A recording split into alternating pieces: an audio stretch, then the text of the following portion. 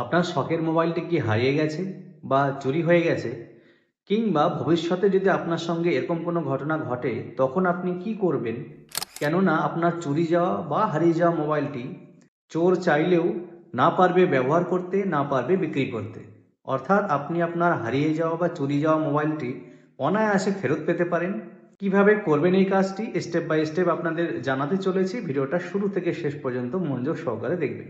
Phone চুরি যাওয়া কিংবা হারিয়ে যাওয়ার সঙ্গে সঙ্গে নিকটস্থ কোনো থানায় গিয়ে সেই ফোন চুরি বা হারিয়ে যাওয়ার একটা জেনারেল ডায়েরি বা জিডি আপনাকে করতে হবে।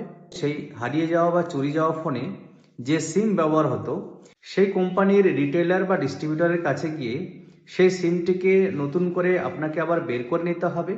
এরপর যে কাজটি করতে হবে মোবাইল স্ক্রিনে ধাপে ধাপে আপনাদের বোঝাতে চলেছি।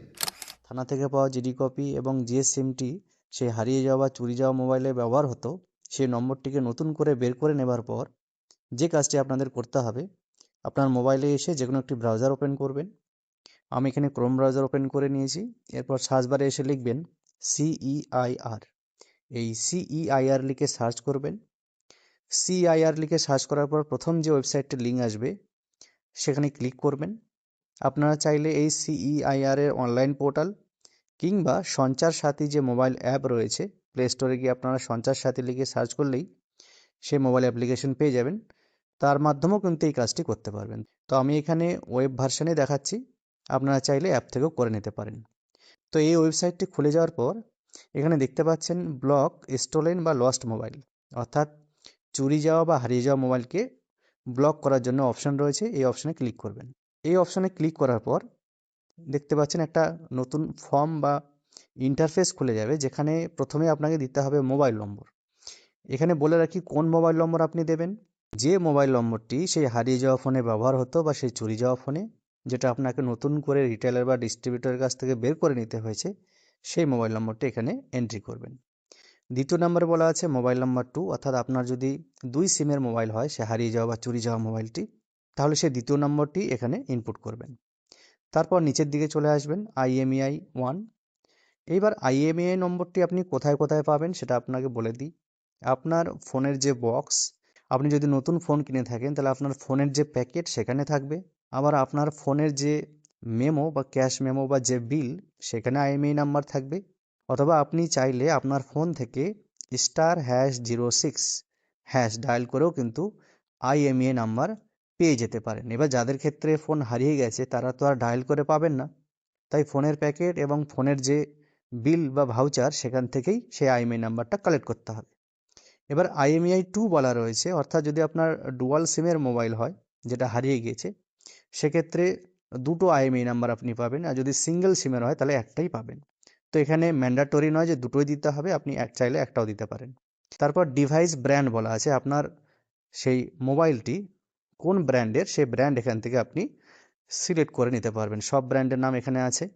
ডিভাইস মডেল, অর্থাৎ আপনি যে ব্র্যান্ডটি সিলেক্ট করেছেন সেই ব্র্যান্ডের আন্ডারে সেটার মডেল নম্বর কত সেটা এখানে আপনাকে ইনপুট করতে হবে। আপলোড ইনভয়েস, অর্থাৎ আপনার হারিয়ে যাওয়া বা চুরি যাওয়া ফোনটা যদি আপনি নতুন কিনে থাকেন সেক্ষেত্রে বিল বা ক্যাশ মেমো থাকবে, সেই ইনভয়েস বা বিল এখানে আপনাকে চুজ ফাইলে ক্লিক করে আপলোড করতে হবে। তারপর রয়েছে মোবাইল প্রাইস, সেই হারিয়ে যাওয়া মোবাইলটির দাম কত ছিল, এক্স্যাক্ট যে দাম বা প্রাইস সেটা আপনারা বিলেই পেয়ে যাবেন। লস্ট প্লেস, আপনি ফোনটা কোথায় হারিয়েছেন সেই জায়গাটা এখানে মেনশন করবেন। লস্ট ডেট, অর্থাৎ কত তারিখে কটার দিকে হারিয়েছেন। সিলেক্ট স্টেট, কোন রাজ্যে হারিয়েছেন, হতে পারে আপনি ওয়েস্ট বেঙ্গলের কিন্তু অন্য রাজ্যে বেড়াতে গিয়ে সেটাকে হারিয়েছেন বা চুরি গেছে। সেখানকার ডিস্ট্রিক্ট আপনাকে সিলেক্ট করে নিতে হবে। তারপর সিলেক্ট পুলিশ স্টেশন, অর্থাৎ আপনি যে ডিস্ট্রিক্ট সিলেক্ট করেছেন সেই ডিস্ট্রিক্টের কোন থানার আন্ডারে আপনার ফোনটা চুরি গেছে, সেই থানাটি এখান থেকে সিলেক্ট করবেন। পুলিশ কমপ্লেন নাম্বার, আপনাকে আগেই বলেছি যে পুলিশ কমপ্লেন নাম্বার কিন্তু ম্যান্ডেটরি। আর আপনি আপনার হারিয়ে যাওয়া বা চুরি যাওয়া ফোনের জন্য যে জিডিটি করেছিলেন সেই জিডি নম্বর বা জেনারেল ডায়েরি নম্বরটা এখানে আপনাকে লিখতে হবে। আপলোড পুলিশ কমপ্লেন, সেই জেনারেল ডায়েরি বা জিডির কপিটা এখানে আপলোড করতে হবে চুজ ফাইলে ক্লিক করে। অ্যাড মোরে অনেক কিছু তথ্য রয়েছে, যদি আপনি আরও কিছু ডিটেলস দিতে চান সেখানে অ্যাড মোরে ক্লিক করে আপনি দিতে পারেন। এরপর রয়েছে মোবাইল ওনার পার্সোনাল ইনফরমেশন, আপনার নাম দেবেন যদি ফোনটা আপনার নামেই নেওয়া থাকে, অ্যাড্রেস দেবেন। এরপর আইডেন্টিটি, অর্থাৎ এখান থেকে যে কোনো একটা আইডি প্রুফ চুজ করবেন, সেটা আধার, প্যান, ভোটার, ড্রাইভিং লাইসেন্স বা অন্যান্য আইডেন্টিটি হতে পারে।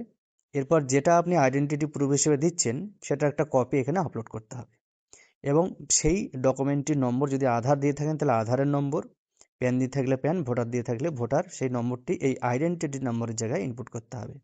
ইমেল আইডি ম্যান্ডেটরি নয়, আপনি চাইলে দিতেও পারেন আবার নাও দিতে পারেন। ক্যাপচার ঘরে ক্যাপচা ফিল করে মোবাইল নাম্বার ফর ওটিপি এখানে গেট ওটিপিতে ক্লিক করতে হবে। কোন মোবাইলে ওটিপি যাবে? সবার প্রথমে যে নম্বরটি আমরা ইনপুট করেছিলাম সেই নম্বরটিতে ওটিপি যাবে। এবার ওটিপি দিয়ে সাবমিট করার সঙ্গে সঙ্গে একটা কমপ্লেন নাম্বার জেনারেট হবে।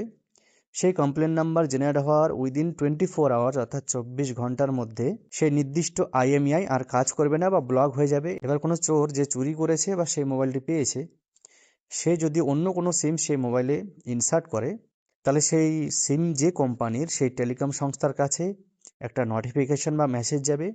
তারা সেখান থেকে দেখতে পাবেন যে এই নাম্বারটি যে ফোনে ইনসার্ট করা হয়েছে সেই ফোনের আইএমইআই ব্লক করা রয়েছে বা ব্লকের জন্য রিকোয়েস্ট দেওয়া হয়েছে।